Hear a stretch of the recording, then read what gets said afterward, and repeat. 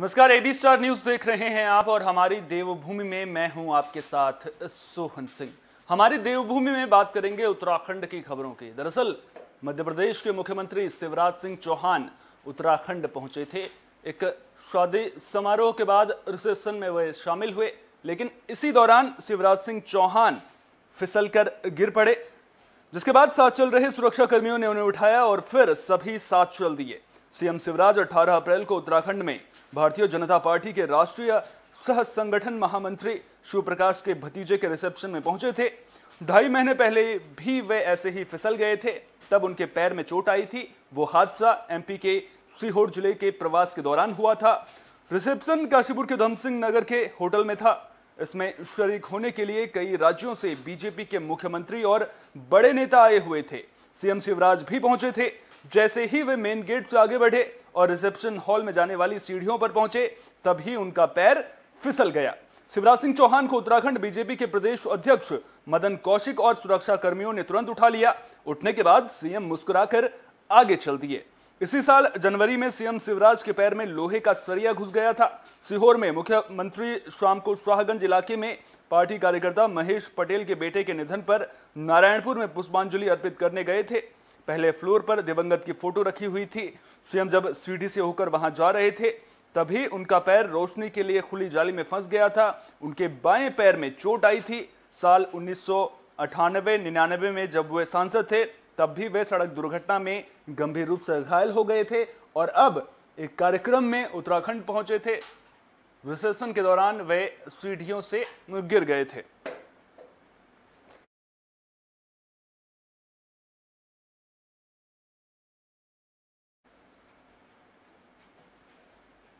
उत्तराखंड के मुख्यमंत्री पुष्कर सिंह धामी काशीपुर पहुंचे। इस दौरान उन्होंने काशीपुर की जनता को बड़ी सौगात दी। 6 राजकीय विद्यालयों के आधुनिकीकरण कार्यों का उन्होंने उद्घाटन भी किया है। तो दोबारा मुख्यमंत्री बनने के बाद सीएम पुष्कर सिंह धामी पहली बार काशीपुर पहुंचे। इस दौरान सीएम धामी ने 6 सरकारी स्कूलों में आधुनिकीकरण कार्यों और एक निजी हॉस्पिटल का उद्घाटन किया। इस दौरान सीएम धामी ने कहा कि जिन छात्रों में योग्यता है, उत्तराखंड सरकार उन्हें प्रोत्साहन देगी और उत्तराखंड की प्रतिभाएं पैसे के अभाव में नहीं पिछड़ेंगी। ऐसे छात्रों का पूरा खर्च राज्य सरकार उठाएगी और प्रतिभाओं को निखारने का काम लगातार सरकार के द्वारा किया जाएगा। तो पुष्कर सिंह धामी ने साफ तौर पर कह दिया है कि उत्तराखंड में जो योग्य छात्र हैं, अगर उनकी आर्थिक स्थिति कमजोर है, तो उन छात्रों को आगे बढ़ाने की दिशा में राज्य सरकार काम करेगी। राज्य सरकार उनका पूरा खर्च उठाएगी और फिर सरकार उन प्रतिभाओं को निखारने का काम करेगी।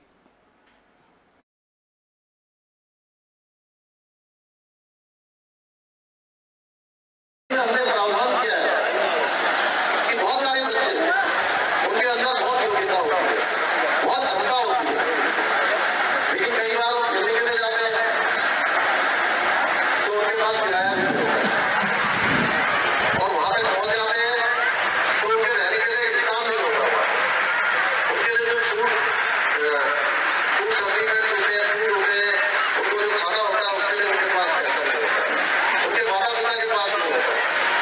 हमने अभी प्रावधान किया है कि किसी बच्चे के अंदर, किसी बेटी के अंदर, बेटे के अंदर अगर योग्यता है, क्षमता है और वो किसी भी खेल में जा रहे हैं, उन्होंने उसको अगर पास कर लिया है तो उनको किसी के आगे भी अब हाथ फैलाने की आवश्यकता नहीं पड़ेगी।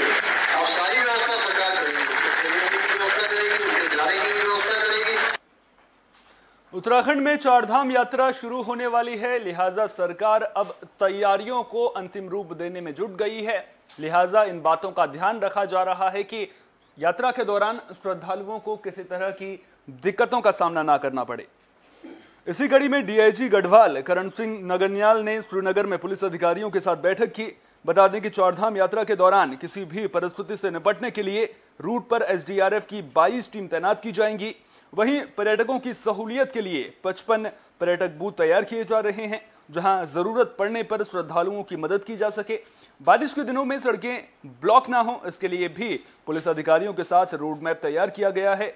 डीआईजी के मुताबिक यात्रा को देखते हुए सभी थाना चौकियों की जिम्मेदारी भी सुनिश्चित कर दी गई है। तो चारधाम यात्रा के दौरान किसी तरह की दिक्कतें सामने ना आए, इसके लिहाज से पूरी तरह से तैयारियां की जा रही हैं।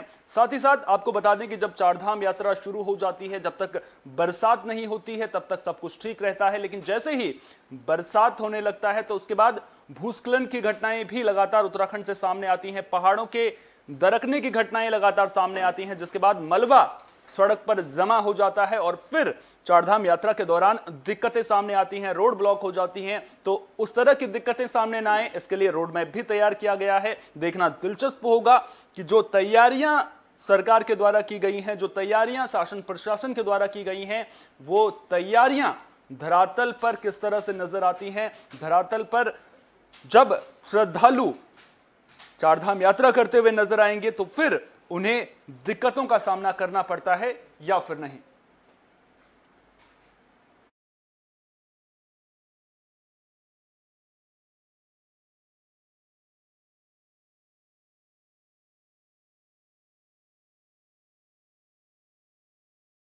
सुव्यवस्थित करने के लिए ट्रैफिक पुलिस हमने हर एक जनपद को दिया है, जो ट्रैफिक को मैनेज करेंगे। साथ ही थाने की जो जिम्मेदारी है वो भी यातायात को व्यवस्थित करने का रहेगा।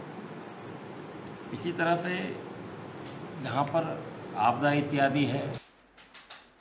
हनुमान जयंती के दिन निकाली गई शोभा यात्रा को लेकर देश के अलग अलग हिस्सों से पथराव की खबरें सामने आई थी। हनुमान जयंती के दिन खूब बवाल देखने को मिला था। हरिद्वार के रोशनाबाद की बात करें तो यहां भी हनुमान जयंती के दिन जो शोभा यात्रा निकाली गई थी उसमें पथराव किया गया था, जिसके बाद प्रशासन अलर्ट मोड में नजर आ रहा है। डीएम विनय शंकर पांडे ने पथराव के बाद घटनास्थल का मुआयना किया। डीएम ने बताया कि मामले में अभी तक सिर्फ एक पक्ष की ओर से तहरीर दी गई है, दूसरे पक्ष की ओर से अभी तक किसी भी प्रकार की कोई तहरीर नहीं दी गई है। डीएम ने एसएसपी हरिद्वार से बातचीत कर और मामले में निष्पक्ष जांच कर दोषियों के खिलाफ कड़ी कार्रवाई करने की बात कही है। ये जो घटना 2 दिन पूर्व हुई थी बहुत ही दुर्भाग्यपूर्ण घटना थी और इसमें जो रात में जो घटना हुई तो हम लोग भी मौके पर पहुंचे थे और फिर लोगों को समझा बुझाकर माहौल को शांत किया गया। आज के समय में तो स्थिति पूरी तरह से नियंत्रण में है। अभी ये तथ्य आपने संज्ञान में लाया है कि केवल एक पक्षीय कार्रवाई हुई है, तो इसमें मेरा अनुरोध ये है कि इसमें जो भी दूसरा प्रभावित पक्ष है उसको अपनी रिटर्न में तहरीर देनी चाहिए पुलिस को, और मैं इस संबंध में वरिष्ठ पुलिस अधीक्षक से अभी बात भी करूंगा इस इशू को लेकर। टिहरी के अखोडी गांव में एक गुलदार ने 7 साल के बच्चे को अपना निवाला बना दिया था और अब जो खबर सामने आ रही है वो ये कि शिकारियों ने उस गुलदार को निशाना बनाया है, उस गुलदार को ढेर कर दिया गया है। घनसाली भिलंगना ब्लॉक के अखोडी गांव में आदमखोर गुलदार को आखिरकार शिकारी ने मार दिया है। बता दें कि 16 अप्रैल को 7 साल के बच्चे को गुलदार ने अपना निवाला बनाया था। गुलदार के मारे जाने पर ग्रामीणों ने राहत की सांस ली है। दरअसल गांव में गुलदार की खूब दहशत थी। आलम यह था कि लोग 6 बजे ही घर में दुबकने को मजबूर थे। बता दें कि मामला टिहरी जिले के घनसाली विधानसभा का है। दरअसल अखोडी गांव में 7 साल के मासूम बच्चे को गुलदार ने निवाला बना लिया था।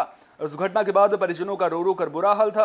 मामले की जानकारी मिलने के बाद विधायक शक्तिलाल शाह मौके पर पहुंचे और परिजनों को ढाढ़स बंधाते हुए उचित मुआवजा दिलाने की बात कही। वहीं अब गुलदार को ढेर कर दिया गया है।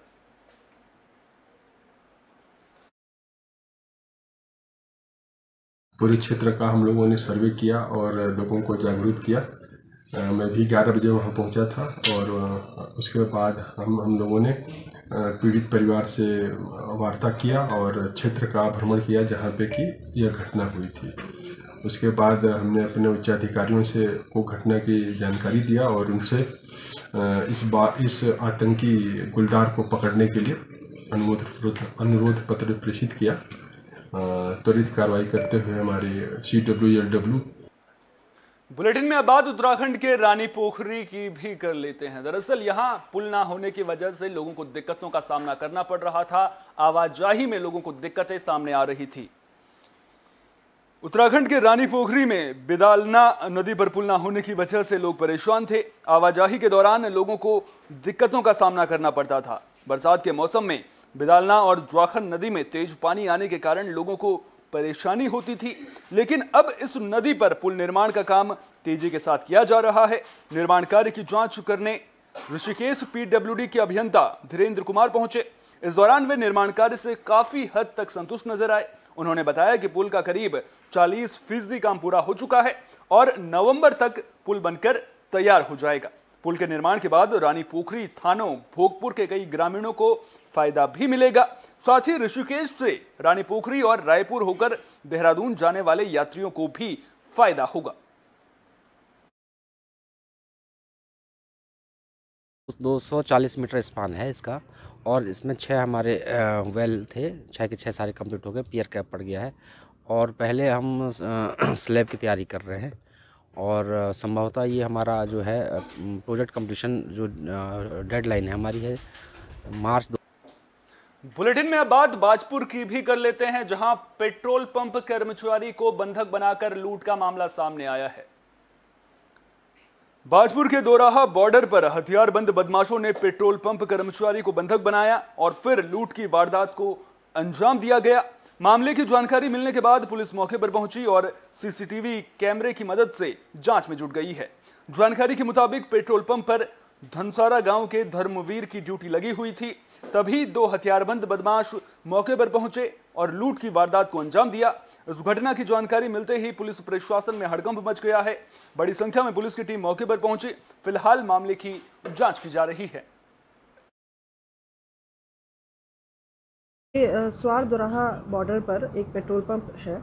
पेट्रोल पंप में जो काम करते हैं कर्मचारी, उनके द्वारा ये सूचना दी गई कि आधी रात को 2 अज्ञात युवकों द्वारा पेट्रोल पंप में घुसकर, उनके कैबिन में घुसकर उनको थोड़ा बंधक बनाकर और तमंचा दिखाकर उनसे जो भी कैश वहाँ पर जमा था वो कैश लूट कर ले गए हैं। उनका चेहरा देखा नहीं जा सका है, चेहरे ढके हुए थे। इसके बाद पुलिस को सूचना दी गई। मौके सूचना पर एएसपी काशीपुर सर, मैं और हमारे कोतवाल साहब, हमारे चौकी इंचार्ज, सभी लोग मौके पर पहुँचे, मौका मुआयना किया, आवश्यक पूछताछ की गई है। अभी तहरीरानी बाकी है। घटना के बाद सभी पहलुओं पर विस्तृत जांच की जा रही है। उत्तराखंड में अमृत महोत्सव के तहत स्वास्थ्य मेले का आयोजन किया जा रहा है। जगह जगह पर ये मेले लगाए जा रहे हैं, जिनमें फ्री चेकअप किया जा रहा है, स्वास्थ्य जांच की जा रही है। गरीबों तक फायदा पहुंच सके, स्वास्थ्य सुविधाएं पहुंच सकें, इसलिए सरकार ने ये पहल की है। लेकिन इसी दौरान पौड़ी में दिव्यांग बालक का दिव्यांग सर्टिफिकेट न बनने पर समर्थ नारी समर्थ भारत संगठन की प्रदेश प्रभारी कुसुम चमोली नाराज हो गई और उन्होंने स्थानीय जनप्रतिनिधियों पर सवाल उठाए। बता दें कि शहर के नगरपालिका के डमरू हॉल में स्वास्थ्य मेले का आयोजन किया गया था। कुसुम चमोली ने कहा कि दिव्यांग बालक का नाम ना तो राशन कार्ड में चढ़ा है और ना ही उसके पास पासबुक है और ना ही आधार कार्ड बन पाया है। इसके अलावा उस दिव्यांग को ना तो दिव्यांग पेंशन की सुविधा मिल रही है और ना ही किसी तरह की सरकारी योजनाओं का लाभ इस दिव्यांग तक पहुंच पा रहा है। उन्होंने प्रशासन से दिव्यांग बालक की मदद करते हुए आधार कार्ड बनाने और दिव्यांग सर्टिफिकेट जारी करते हुए दिव्यांग पेंशन लगाने की अपील की है। देखना दिलचस्प होगा कि इस दिव्यांग तक सरकारी योजनाओं का लाभ कब तक पहुंच पाता है, क्योंकि अगर इस दिव्यांग को सरकारी सुविधाएं नहीं मिल पाती हैं, जो योजनाएं सरकार दिव्यांगों के लिए चला रही है, उन योजनाओं का लाभ नहीं मिल पाता है, तो फिर कहीं ना कहीं सरकार की उन योजनाओं पर सवाल जरूर उठेंगे। उम्मीद यही करेंगे कि जो कुछ भी दिक्कतें हैं, जहां भी गड़बड़ झाला हो रहा है, उसकी परत खुलेगी। जो दोषी अधिकारी हैं उनके खिलाफ कार्रवाई की जाएगी ताकि कोई भी दिव्यांग सुविधाओं से वंचित ना रह सके।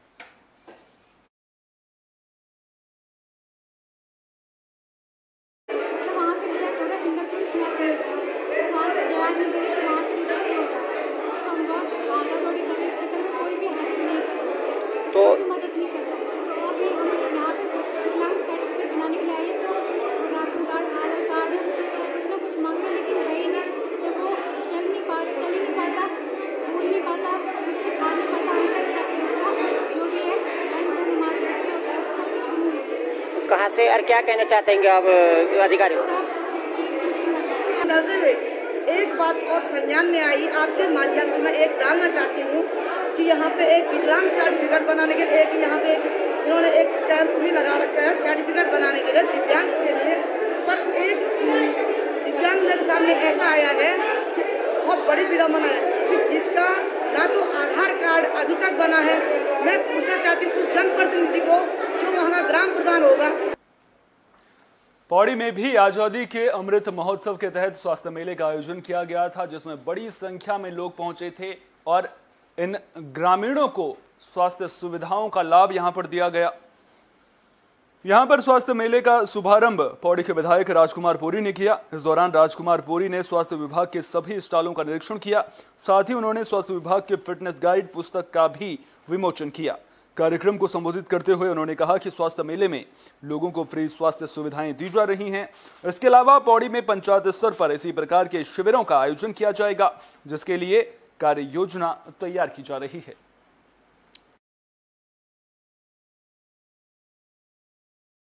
पहले जिन लोगों के द्वारा ये स्वास्थ्य शिविर का जो आयोजन किया गया उसको उनको पहले बहुत बहुत बधाइयाँ देती हूँ और सबसे पहले बधाइयाँ उन लोगों उन कर्मचारियों को मैं बधाई देती हूँ जो इसमें सहयोग प्रदान कर रहे हैं। ये इस समय जो है अमृत महोत्सव के अवसर पर यहाँ पर जो शिविर आयोजित किया गया है, इसमें मनसा साफ है कि सरकार की जो योजनाएं हैं, स्वास्थ्य संबंधी योजनाएं हैं, आम जनमानस तक उसकी जानकारी हो, इसलिए इस तरह के शिविर आयोजित किए गए हैं।